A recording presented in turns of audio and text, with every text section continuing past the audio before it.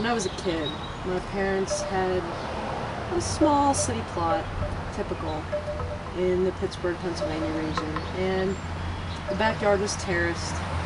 Sort of had a very small strip of grass, then a rock garden, steps going up, and then a terraced lawn. And they let me take a strip of about maybe 4 feet wide by about 10 feet long and plant vegetables. I used to plant things like green onions, carrots, and they always came up all gnarled and weird looking. Tasty, but funky looking, not like they do in the grocery store. And radishes, tomatoes, you know, little plants that were fun to grow. But that was when I was about, oh gosh, I must have been maybe 9, 10, 11 years old, maybe even younger. When I became a tween and a teenager, I wasn't interested. So my parents went back to planting flowers and things along that edge. And then I started moving. I went to college, I went from job to job, I moved from place to place, and I lived in apartments. This is my first home. I finally purchased my first house.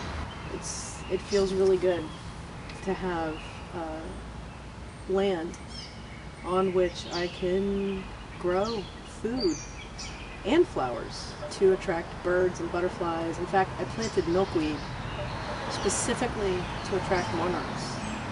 But that's not what this web series is about. I thought I would document and share with you, any interested viewers, the process that I'm going through of transforming my yard from lawn, well, what used to be lawn. My neighbor's trees fell on my property during Hurricane Sandy and pretty much destroyed quite a bit of it and killed a lot of the lawn. So I'm looking at this as an opportunity to rebuild and transform this space into something useful and beautiful for my purposes. So come along and enjoy my journey. Hopefully you'll learn something and be entertained in the process. And welcome to Backyard Farm to Table. On today's episode, I want to focus on those of you who are living in apartments and small spaces, because I lived in apartments almost my entire adult life, so I understand the frustration of not having any land of your own. But there are always containers. So as you can see here, this is a fairly large container, probably 5 gallon, and in this container I have mint. This is growing on my deck. I also have, as you can see over here, a variety of herbs. I've planted basil and rosemary, chives, dill, and in my hanging containers I have parsley. And this is right off my kitchen, so it makes it very easy to grab some of these herbs for cooking once they get big enough. This is going to be thyme, and down here we have cilantro, and over here in this hanging pot closer to the garden is oregano. Welcome to my backyard. As you can see, I am just starting the process of reconstruction. Back there, as you can see, I have a mound, and that is actually planted with sugar baby watermelons. And back over here a little bit more, that is a green screen. That is a 16-foot wide by 9-foot high screen that my boyfriend and I built. It is cemented in. It is very tall, as he likes to remind me. We're hoping it doesn't become a sail in the wind once it's filled with foliage. But at the base of it, here my neighbor next door was nice enough to give me 5 raspberry plant shoots a few weeks ago, but of course 4 of them died, so I planted the one that survived. And then behind that, right up against the screen, I planted cypress vine seeds, which is an annual flowering vine with red flowers supposed to attract hummingbirds. And right in front of the cypress vine seeds, I have planted large pods of coneflowers. Again, I want to emphasize the importance of growing things in containers. These are cucumbers, and I've planted this actually right in my driveway. right up against my HVAC unit. I live on a very loud street, I'm sorry. And there's a trellis going up, and that's sort of construction detritus from interior jobs we're doing. And so there's some cucumbers growing there. And then over here, as you can see, there are my soil and amendments.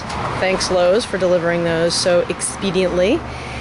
And here we have my snap peas, also growing in containers. And look, they are flowering, which means soon enough we will have snap peas. I'm very excited. Here's another container with more snap peas. And that behind it as a trellis is this old ladder-like thing that was here on the property. And so we just cut it in half and jammed the ends into the pots to create trellises. Seems to work just fine. And over here at the back of the driveway, you see the steps going down to the backyard. And here we have, this is an early girl tomato plant, and I planted it several weeks ago, and as you can see, it's doing rather well. Lots of flowers, and this is actually a good example of how you can screw up and Mother Nature still allows you to be successful. I planted this wrong. You're supposed to plant tomatoes almost all the way up. Like you take 2/3 of the leaves off and you plant them in the ground, and so that the roots come off of that long stem that you've buried.